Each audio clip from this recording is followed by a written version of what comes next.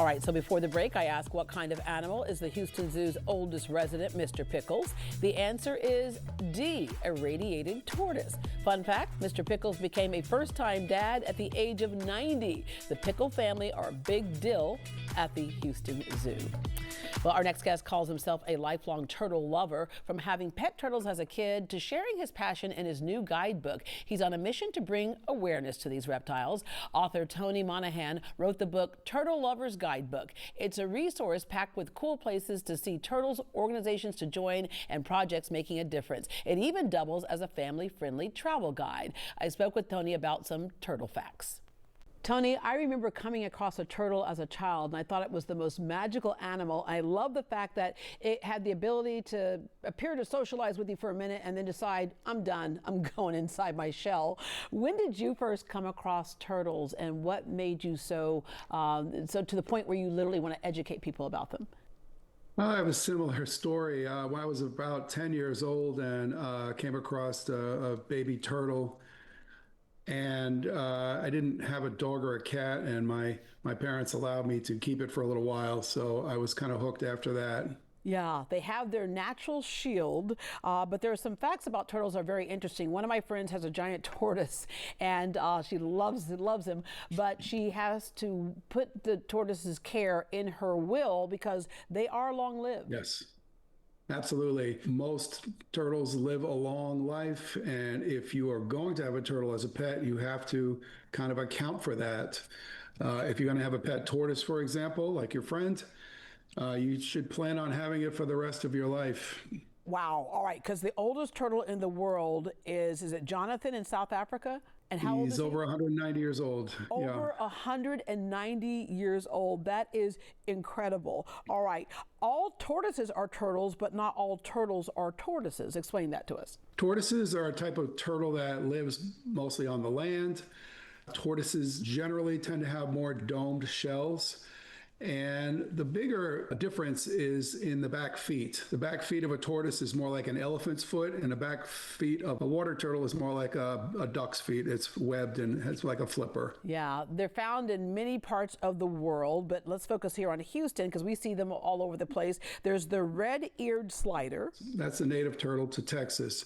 There's actually over 30 species of turtle in Texas, so it's one of the biggest turtle states in the U.S. Wow. All right. The common snapping turtle. They're large, prehistoric-looking turtles, widespread in Houston's ponds, and we have our bayous. There's a spiny soft-shelled turtle, which points to the fact that a lot of them are very different looking. There's ones that have a very high dome, and then others that have a much more flat surface. Right. The ones with the flat surface, those soft-shelled turtles can swim very fast. And there's the alligator snapping turtle. This one sounds dangerous. Well, they're not dangerous. They're not going to attack people.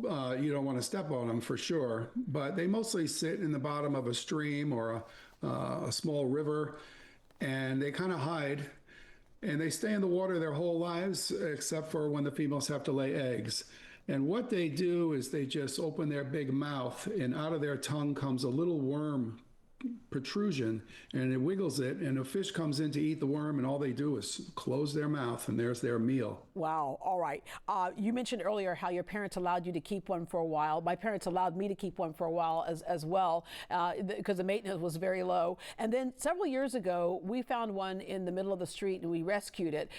His name was Richard, and we put him in the backyard, and our backyard is sealed. Somehow, Richard came out to eat every day for a week. Somehow, Richard is gone. He was an escape artist. He has left. But you do suggest that we don't have them as pets unless we do our homework first, especially if we've taken them out of the wild. Turtles are not like dogs and cats. They're not animals that you should be touching or petting or playing with.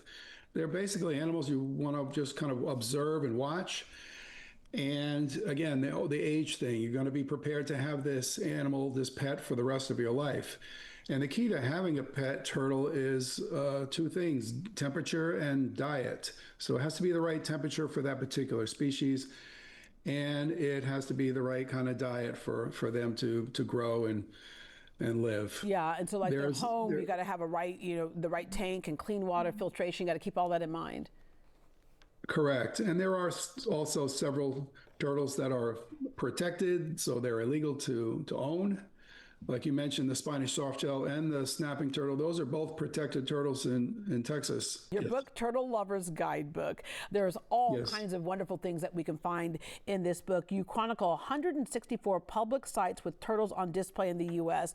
And so it's kind of a cool thing to kind of take that along and see if you can spot them living in the environment and in nature. But you also have social media sites on turtles. You have all kinds of things where people can connect to turtles. The premise of the book is if you love turtles, don't take them from the wilds, leave them alone in nature. Here's all the places you can see them. It's got a listing of organizations you can belong to. It's got a listing of rescues. I have at least one rescue in all 50 states, so you can adopt them. I tried to make as an extensive book as I could without saying, oh, here's the turtles where they are in the wild, and there's where you can take them. Yeah. So there's no wild areas in my book. And people can also take that book. I know the Houston Zoo has a number of turtles there as well. In fact, Mr. Pickles is 90 years old and became a father for the first time. Houston Zoo is a fabulous turtle zoo. I've been there in research for my book. I visited there 3 times. And in Texas in general has probably the state with the best zoos with turtles. And yes, Mr. Pickles is the famous father and the oldest resident of the Houston Zoo. All right, what is next for you? I've got a new project called the World Book of Turtle Conservation.